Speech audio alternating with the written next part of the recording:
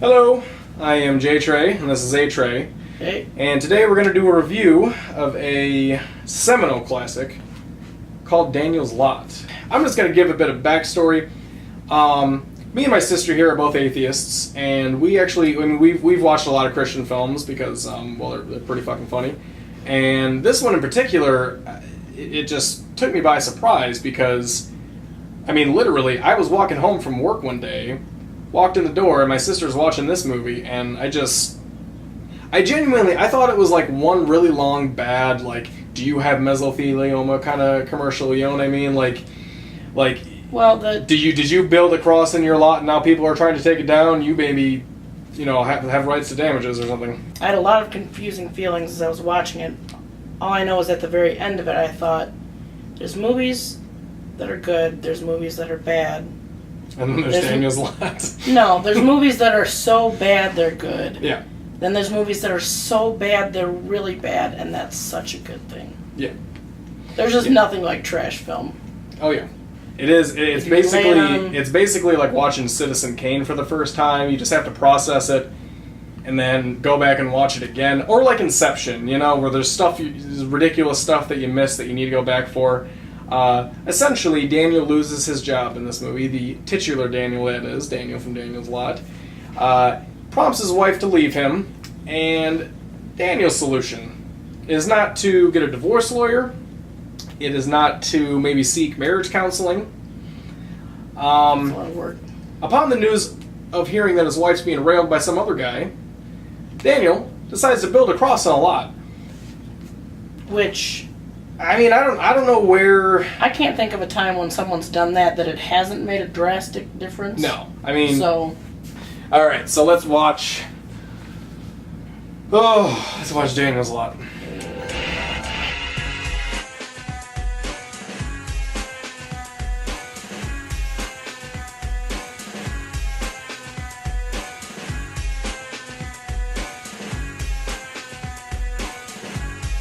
So we took some notes, being the journalists that we are, the professionals that we are, on this film, and...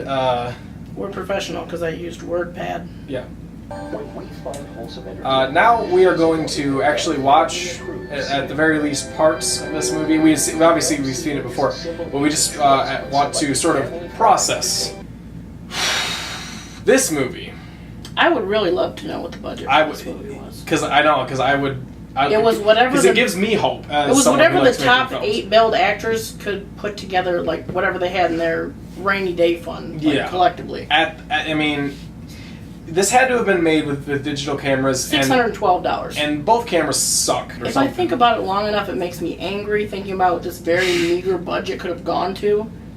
I don't know, someone's all the things, doctor visit, or all the water that could have been bought for the people in Flint. Yeah.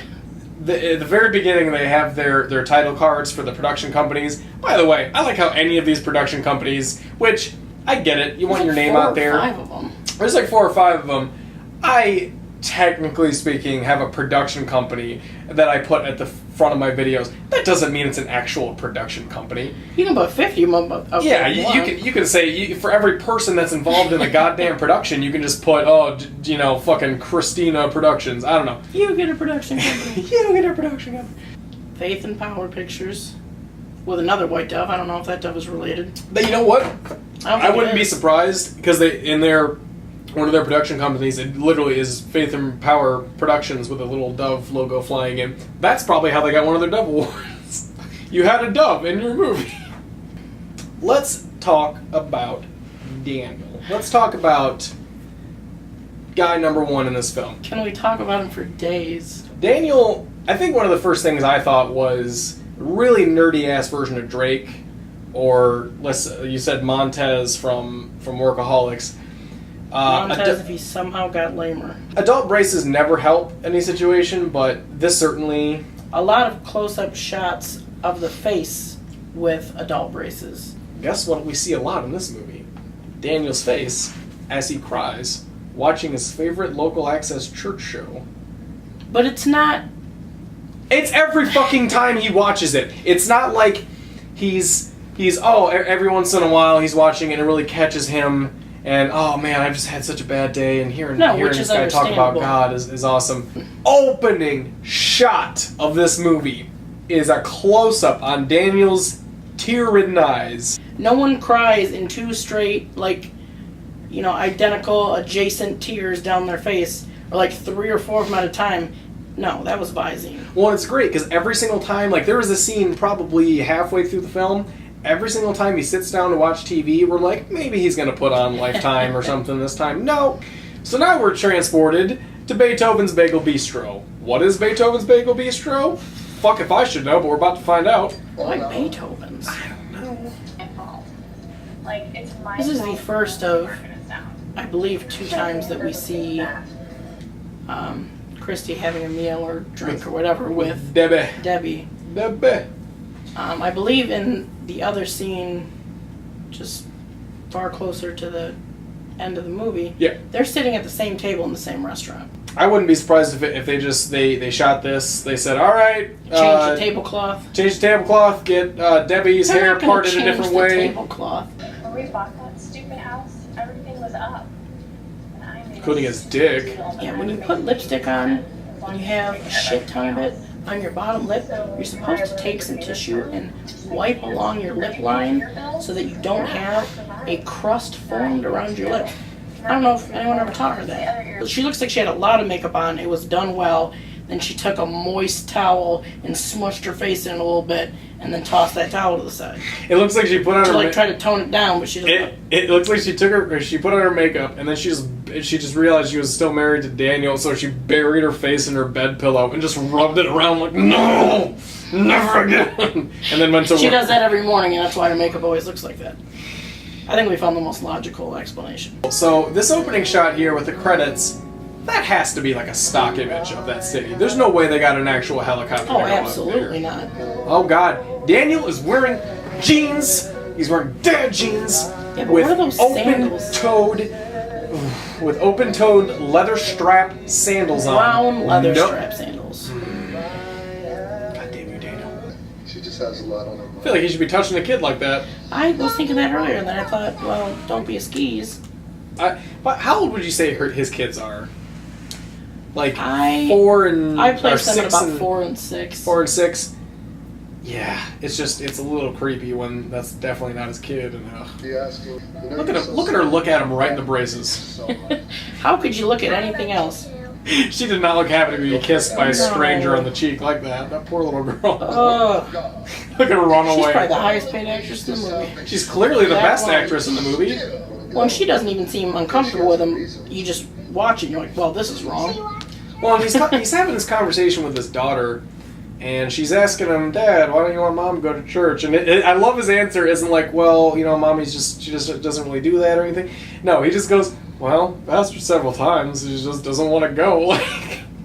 You know, why don't we go to church? All my friends at school go to church. Bullshit, all your friends at school go. Unless you go to an all-Christian school. Bullshit on the face of it, but also, I feel like 4-year-olds aren't talking about, oh man, did you hear that sermon on Sunday? Did you go to that awesome sermon right after we went to the juice bar on Sunday? Yeah, that's not. 4-year-olds talk about farts and boogers. Yeah. His daughter walks in, or his kids are playing around him as he's crying, watching the sermon.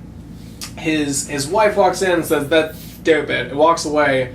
And then his kids walk in and talk to him for a minute after he wipes his eyes and says, sorry, Daddy just had something in his eye. He puts his daughter down and she runs away. Hey, honey, go play. Immediately starts, crying in, and not like... No. No, like... Not a chance there would be time for these 2 perfect tears that span the length of his face, come right down to here so you can see that they're tears, and they come down his face. I don't even have enough time to process what the Reverend's saying before he starts crying. I don't understand how he does it. Jesus. Well, he was holding back.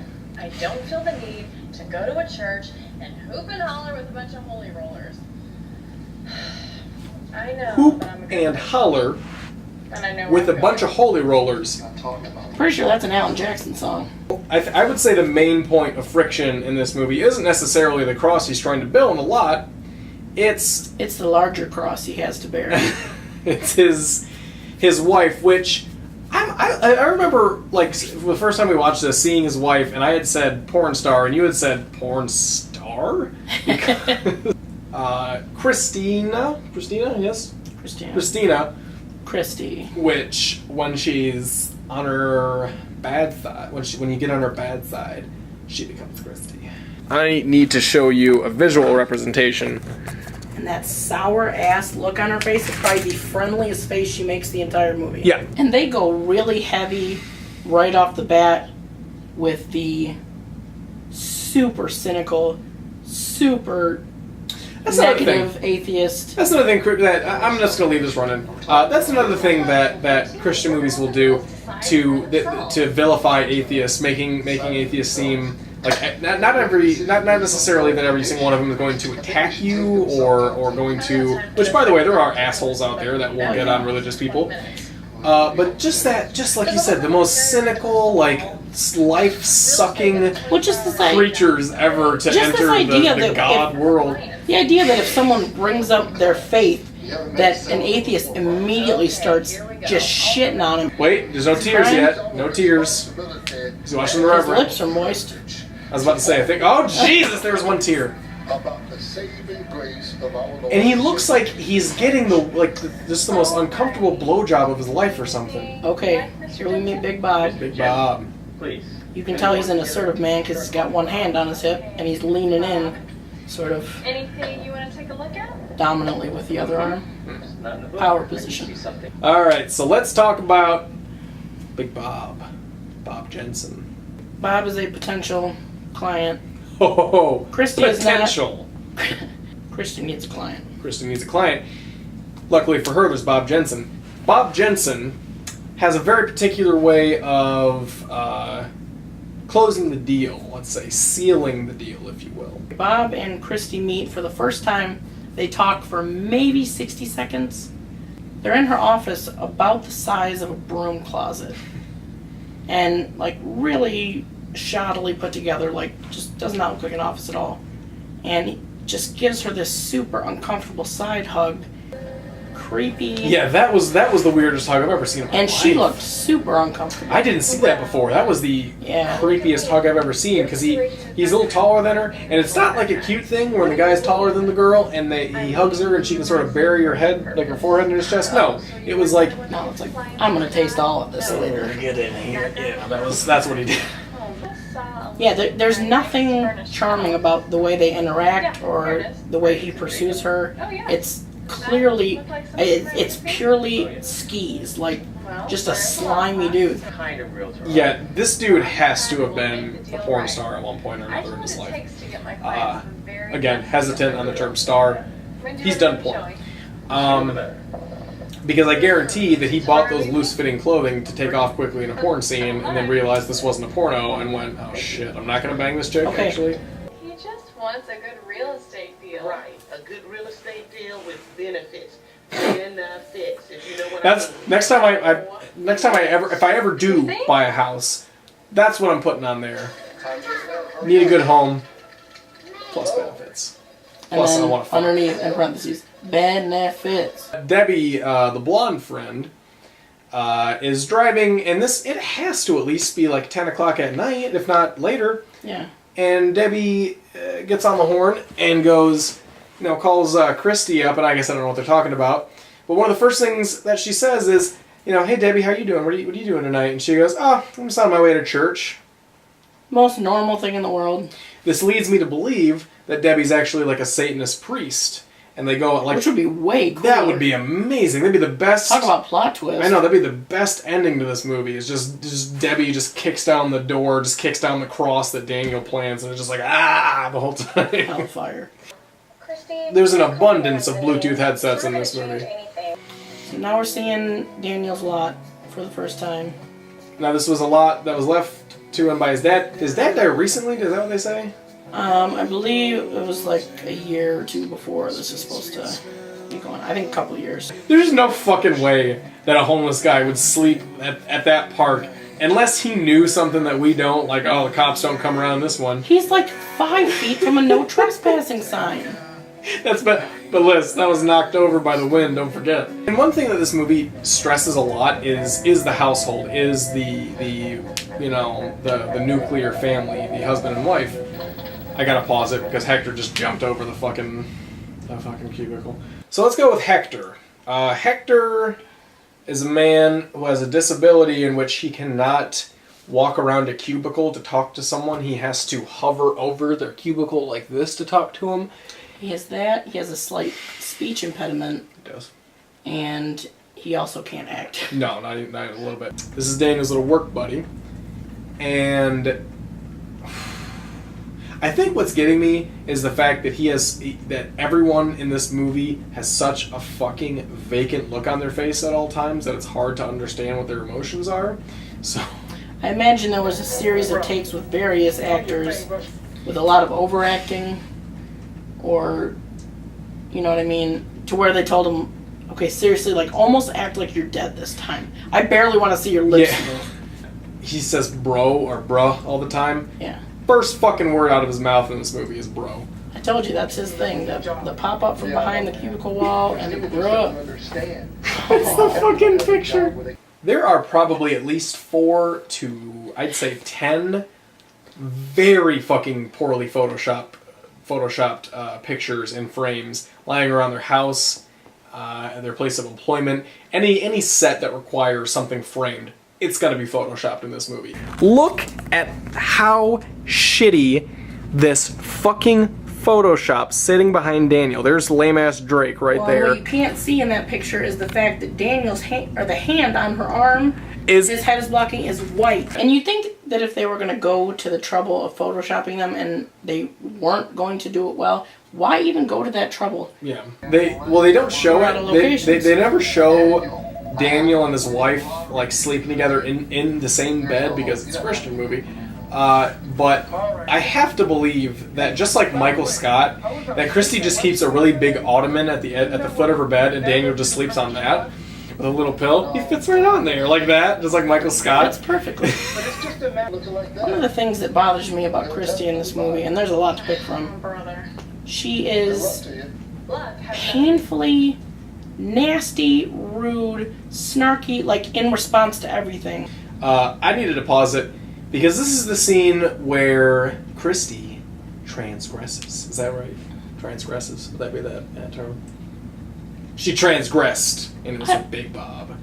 Get a load of this shit. Emphasis on the word shit. And load. There's a hand on her back. Yep. So far. We're just through the kitchen, and he's like, well, where'd you say that? guess I'll start touching her. It's right. All he fucking says, Big Bob, he kind of half-ass opens the door so that it kind of creaks open. You can see like a lamp or a light, and you can kind of see the corner of the bed and the window with the shades pulled. And he just kind of goes, how bad do you want to make this deal? yeah, no, he just goes, say we get in there. Oh, Bob. How bad do you want to make this deal? She's protesting furiously. He goes, let me rephrase. How little do you want to have my dick? I am willing to buy something more expensive. I'm willing to buy something not that more much more expensive. I'm also look at willing. you, but I'm also willing to pay more money if I can work with a more attractive real estate agent. Just throwing it out there. They literally cut it off before she enters the room with him. anyone who's seen any movie with a relationship in it, troubled relationship, someone decides to cheat because there's someone, a little more alluring, just this, recent attraction or temptation. They sleep with them, they feel instantly horrible, break down a ball. That's exactly what I thought was the case after she bangs this dude for a sale. The next shot you see is her in her car. It's nighttime, you can wiping her face. go ahead. Yeah, you can go ahead and assume she's coming back and she feels terrible. That's what I believed. What actually happens? What's wrong? Still crying. Oh, nothing. Actually, I have some good news for a change. Do I want to hear this? Bob, or Mr. Jensen, and I had a great time tonight. Okay. It's kind of late to be showing houses. It's kind of late not to be home with your husband, too. I am considerably less conservative than this woman, and I would never stop at a friend's house on the way home from getting laid. She was bawling in the car because she was so happy that she finally got the good dick for the first time. Like, oh my god, my husband just keeps trying to put it in flaccid. It just doesn't do shit for me. That's exactly what it is. That's exactly what That's why she's crying. Look, all you have to do is sell that lot, and then I could quit my job until this economy Yeah, so turns her around. biggest beef on the financial end is that they're going through these financial problems.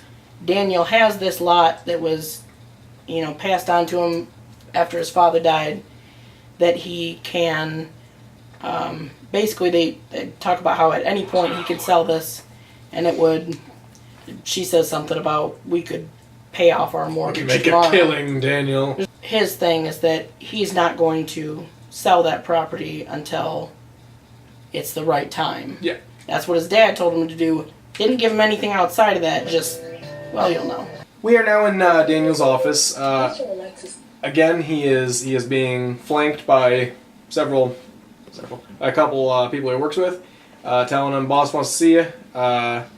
Going on that last march, everybody's giving him this look like Daniel is about to get the axe, from what I understand, because his wife is lazy and won't take their kids to school, and now his boss is getting on him about it. Daniel is down on his luck, and he's lost his job, and bro. And he's going back to his lot to go mourn.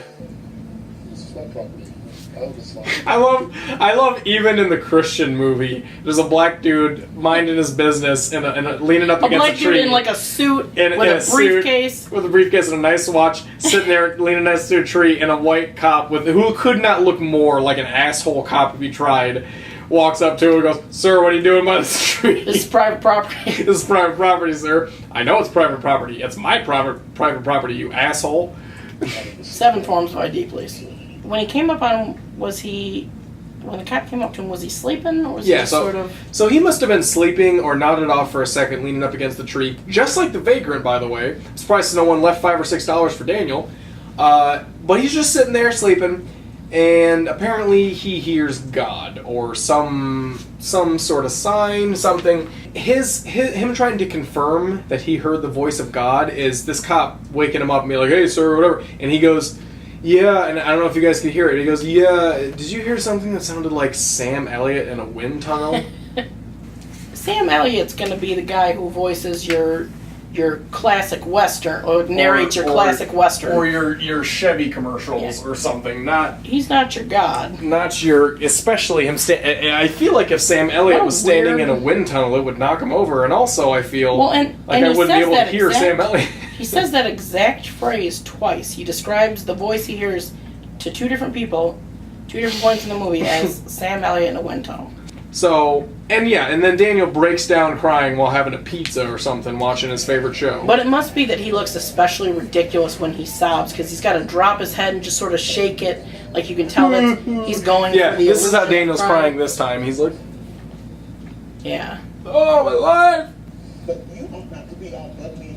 But you ought not to be. By the way, I'm just gonna say it, Bob is a total creep and everything, but he's treating her a lot better as a partner than fucking Daniel. He is, and he's... I also, one of the first things I noted about him was that the creepy vibe he gave off, and still, like, no contest. Still leaps and bounds over who would be taking this chick home. He's just sent her roses and a card. To be fair, the card was a "thanks for letting me stick it in you" card. It thanked her for her extra services. Well, would you rather have a card after being dicked or not have a card after being dicked? I guess that's the, And if so, what kind of card? Is it like an apology card?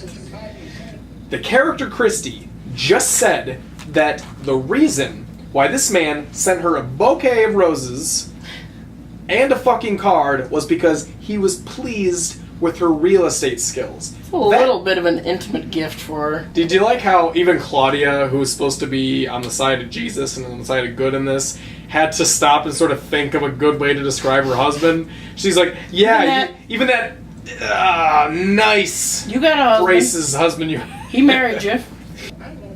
Is she insinuating that if you are successful in real estate, it must be because either Jesus or you're fucking someone? Really? It was 2 sales. It wasn't, well, I accepted Christ and then, my sales increased by Skyrocket. 1,000%. No, you sold 2 houses. People shoot dice. No. Daniel has the same shitty photoshopped picture that I showed you before from his office. He has moved it into his living room. Yeah, you didn't know that? In front of the TV. Why? I presume that they shot this, at least in part, in Florida because there's so many, there's different Florida production companies and awards that they've gotten.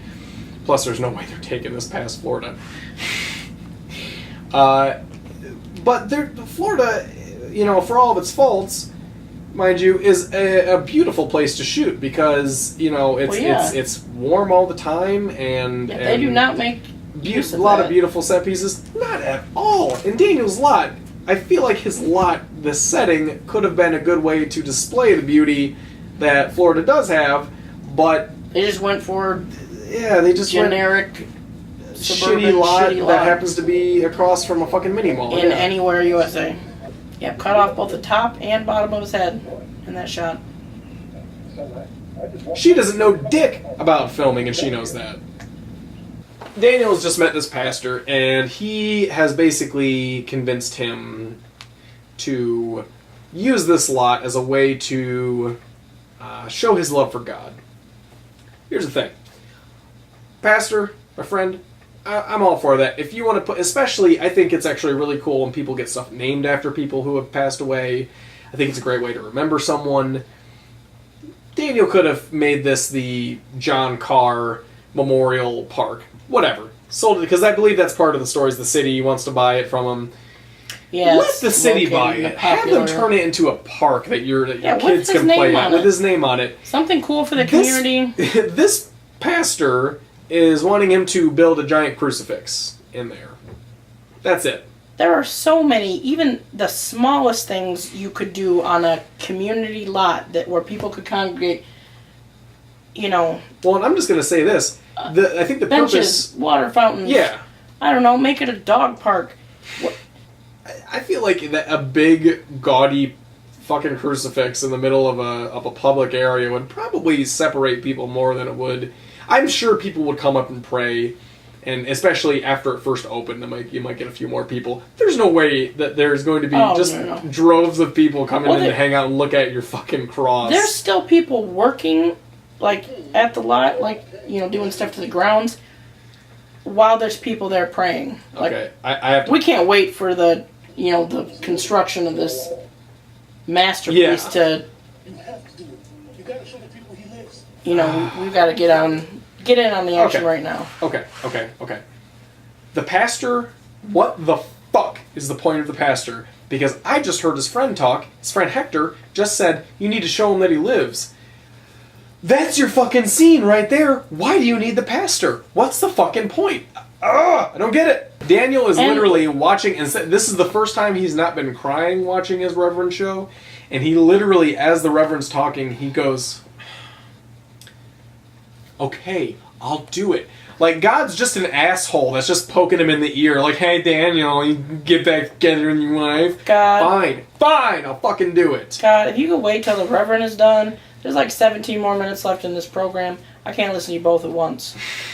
I have to agree with characters that I really fucking don't like. I really don't like Christy as a character or as an actress, but I have to agree with her when she's like, just sell the fucking lot. It's not... You're literally not doing anything with it. Your fucking cross is just a nuisance, and it's an eyesore, and people passing on the highway are just going to be like, what an asshole, what a religious nut. I'll know when the time is right. Well, that's all well and good, but at a certain point, it's like 10 years from now, his kids have grown up and have moved in with their mom and Bob, and Daniel's just still sitting there on the same TV, just huddled up crying, chewing watching. The same bone. Yeah. Get out of here, I gotta build a cross. The investors of the properties surrounding Daniel's lot that these people want to buy the space. They even talk about how it's not really big enough to put a building on that's going to suit whatever their needs are. They just don't want him to have it. We can put 3 or 4 porta potties there, that's about it. Which honestly would be more constructive than a fucking cross. So in this sinister 10-minute meeting of these people who have clearly, like, never schemed anything in their lives. They decide that they're going to just, like, jack up the number of permits that he needs to the point where it's not going to be financially viable for him to continue with this. Look, Missy, we didn't buy your office. You just need to do what your boss tells you. Yeah, assistant. I see you're very mousy with glasses. So you're very mousy in that you probably Good assistant. like Jesus. By the way, look at this shitty fucking cross. Not sanded, not rounded off, not painted. They went through the trouble of taking all of these shirts, as opposed to just getting plain shirts, or getting just some other shirt that day. $2 or at having, Walmart. Yeah. They turned their shirts inside out. Didn't and if clip that wasn't the tag. enough, didn't clip the tag, didn't rip it off, didn't do any of that, just the tag hanging out, and then have several shots. from behind where you can see the fucking tag. Flapping in the wind. You couldn't figure out like a different angle or something that worked better. Oh Jesus, this movie's hard to. This movie's really hard to watch. It's really bad. Like, a lot of Christian movies are bad to us because they're, so preachy, so hypocritical, so cheesy. But a lot of them will just flat out lie to their viewers about what they're seeing, and they go, "Oh, this is how people act in real life." But even in a lot of those cases, they're well done movies. There's passable acting at least. Even when it was a case for Christ. This is a cancer. Yeah, this is in no uncertain terms an absolute abortion of a movie. I think I know why they brought the pastor into the story, by the way, because I really don't. It's weird that they've emphasized him so much in this movie. Well, not even in the movie, but in the posters and the promotion. Like I said, the fact that he's listed as a main character, like in the main 3, and he's in probably 3 or 4 scenes. But what really gets me is the fact that they emphasize him. I think what happened is that they met this guy and he listed himself as a legit actor. Like, oh, I've done stuff on local cable access, and we'll find a place for you somewhere. So the pastor and Daniel, I believe, get approved to keep building their shitty cross. Because that's you know what? We're not going to stop you from putting the one end of that wood plank in the ground. I don't give a shit how fucking greedy these investors are. They're not taking time out of their day to sit down and talk about a patch of land owned by some religious nut. It's just not going to happen. Sit there and scheme like we're going to pull this off and this is going to be big. It's a shitty lot that you don't need, that you've already said you don't need. Best ending for this movie, in my opinion, this isn't how the movie ends, by the way, is in this, because what happens is the pastor makes his little speech, and then they're like, oh, but there's some $100 fine for this or whatever, and he's like, I don't have that kind of money. I call the pastor as I'm like, I got you. No, it's just like the rest of the board members are just kind of like, I got a 5, why not? To be fair, the pastor sort of he doesn't look like a well-off pastor. No. He looks like maybe... The pastor looks like a dude who lives wandered out of the senior apartments. I like how Daniel is crying, driving by Christy, getting out of a convertible with Big Dick. It's the one single tear. Big Dick Bob. Goes around the car to kiss her. They got out of opposite ends of the car, obviously, met around the back of the car to kiss, and then walk in the house together. You never once see a tear come out of Daniel's eye. You only ever see Daniel with tears on his face. Yeah. I should have made that clear before. There's Hector with a tag hanging on the back of his shirt. The words out of my mouth. God damn you, Hector. Just fucking wear a different shirt. And I think Daniel was wearing that shirt earlier, but inside out. I get it. They didn't shoot it chronologically. They had to probably shoot one day, the construction day, and they had to have Daniel change out of a couple shirts. I've had to do that myself. Put some fucking thought into it before you try to make a movie. When a movie exhausts you like this, it should be because it is so hilarious or so stressful dramatic or so tense. Like, we've cut to a scene where Daniel is now at church. First time he's been at church in the movie. With the pastor that has become sort of buddy-buddy with him, giving a sermon, and Daniel's closing his eyes praying to God. So now that Daniel is actually in a church, not a fucking tear on his face, But I guess TV he's only church does comfortable it with for that him. at home. As long as his church Yep. has high phonic The stereo, the he's live good to show. go. Now, to be fair, the one on TV, that's his favorite dude. It's just not the same when he sees it in person. When he sees a live show, man. I would hate to see what he would do if he went to go see his favorite pastor live. He'd be like a 13-year-old at a Justin Timberlake concert. Woo! Pastor Brad, my favorite! He signed my Bible! Would you sign it, please? Could you quote Leviticus? Keeps whooping during the sermon. It's a very calm, you, measured. Pastor! It's a very calm, measured sermon. Woo, Pastor! With this movie, they specifically add in little shit to try to make themselves look like a legitimate film, and it just makes it look more fucking ridiculous. Like, this is one of the last scenes, if not the last scene, I think. No, it's one of the last scenes. That's right, because Daniel is now standing at his cross in his lot, which is now, like I said, they've put down new grass. The cross is looking good. It's got a big mound of sand around it for some reason. Yeah, that was weird. Yeah, like it's for children to play? I guess I wouldn't hang from that Or very tall dogs to cross. shit? Like, where? What's don't the know. point of... It's not even like a small But- circle of it where it's right in the, Yeah, just a little but sort of base for it. It's But one thing I don't believe already is that people, not a whole lot of people, but some people have already come and are just staring at it. I get that your community is going to have some religious people, and sure, that may be a place of comfort for them. But it's- sure, it's so forced. It's and so unremarkable. Yeah. There's nothing special about the cross. it's a big lowercase t in the middle of the field. That's all it is. I've been inside churches before and thought, holy shit, this is Look at that fucking beautiful. cross. Yeah, that's not like this is unreal. This is It's like when people put an American flag in the front yard next to their mailbox, and it's the big grand opening of his cross, and they have a local news station there, and they have, you got your anchor man standing next to Daniel ready to do the story. You have your cameraman. Cameramen, I feel like you can get away with no matter what they look like, just because cameramen are doing a job and, whatever. Although I love how they have the cameraman with the headphones on with the hat backwards, because all cameramen wear their hat backwards.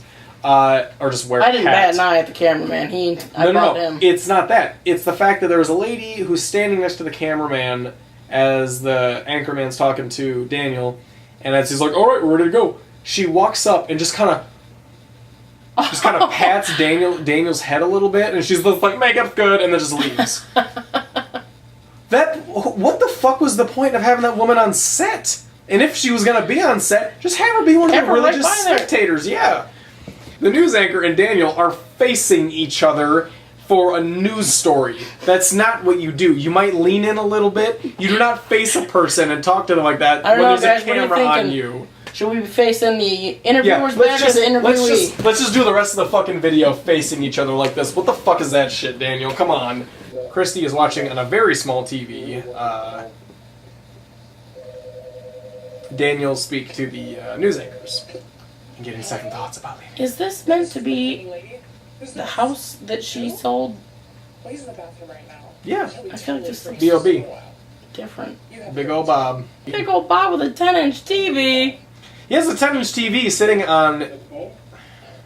Maybe that... More than one thing in my apartment's 10 inches, baby. In this part of the movie, this is literally the most risque shot they have. And it's of Bob. He's just gotten out of the shower. He's wearing a towel around his waist, and he's got a towel wrapped around his neck. So basically, he walked out of the shower, and he's got his watch on too. He walked out of the shower... Instantly puts that back on. Yeah, and his hair looks nice too. He walked out of the shower, put a towel on. They looked at him and said, we gotta have you put another towel on. Yeah. Bob gives no shits that Christy doesn't want anything to do with him after like a few weeks of fucking. Bob's like 2 weeks into trying to find a way out of this anyway. Bob, seriously, she goes, what she say to him? Something like, I have to be with my husband. I can't keep doing this. And he just goes, fucking, alright. I don't know, but I'd like to think whatever floats your boat. I'd like to think that as soon as she took off, he went down in the basement and got the king size bed out and the 42-inch flat screen. And then you find out that Debbie's not actually going to church at 11 o'clock at night. She's also just fucking Bob. That's why her sales are going up. That's the big twist at the end. Fuck it, I got another sci-ho. I don't care. Whatevs. Oh, this is Daniel's idol, the one that always gets him to break down and cry. Although he's not doing it now. I was gonna say how he's not a blubbering mess right now. He must be. I'm guessing he's an actual like local, somewhat known pastor or something. He must have been their big get for this movie.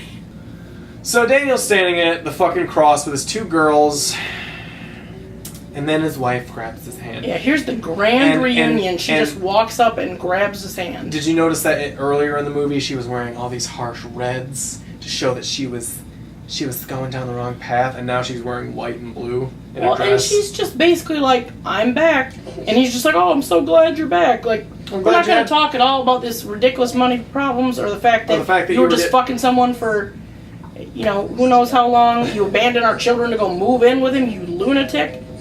No, he's just like, well, thanks for coming to the cross. Was the 10-inch TV worth it, Christy? Yeah, the final shot is just panning out from where Daniel and his wife are standing at the lot by the cross. Droves of people coming, taking pictures.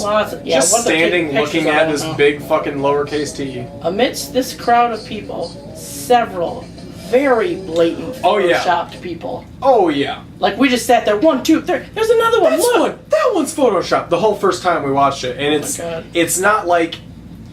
It's not like they were way off in the distance or something. They're supposed to be like 30 yards away.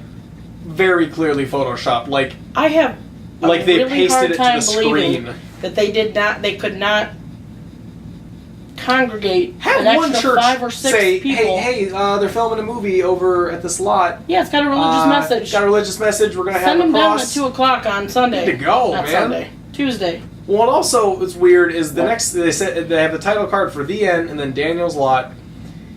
And Which the looks title, like the A1 logo, by the way. It does, but also Daniel's lot looks like a restaurant from this title card. Oh, it totally looks like a place where he owns a restaurant. But it also is a completely different font from the opening of the movie. If you find Jesus. So what they did, they didn't do an extra scene. They didn't put up a message about, you know, like some message to Christians. Sometimes Christian movies will do. They'll do a maybe a website like, hey, if you're having troubles with this or that, whatever. Which still, not even really. That's still kind of weird. This is just the pastor that they've been you know name dropping the whole movie, and then he had the cameo at the end, just talking to the camera by a beach, by some waves, probably in Florida, like that. Yeah, like that's first of all, it's gonna would have been nice for the rest of the movie. So that was our review. Thanks for watching. Like, share, subscribe, do whatever the fuck you want. I don't care. Just want to give a quick shout out to the Hugo and Jake channel, big fans, and you know, if you like this kind of stuff, if you like the apologetic stuff, definitely check them out. Also want to give a quick shout out to What Culture Wrestling, that YouTube channel. I'm a big fan of. Did you have any you wanted to do? I forget. No? Nope. Okay. Bubble Reloaded! Bubble Reloaded! Hugo and Jake! But yeah, definitely check them out. And if you guys like this kind of stuff, you know, we got more stuff coming. We're going to be doing our next review. We are planning on doing Fireproof. You see this big giant smile on my face? It's because I cannot get enough of Kirk Cameron. Yeah, there's a whole can of worms to open up about Fireproof and our background with it. But until then, this has been J Trey and Hey Trey. peace out.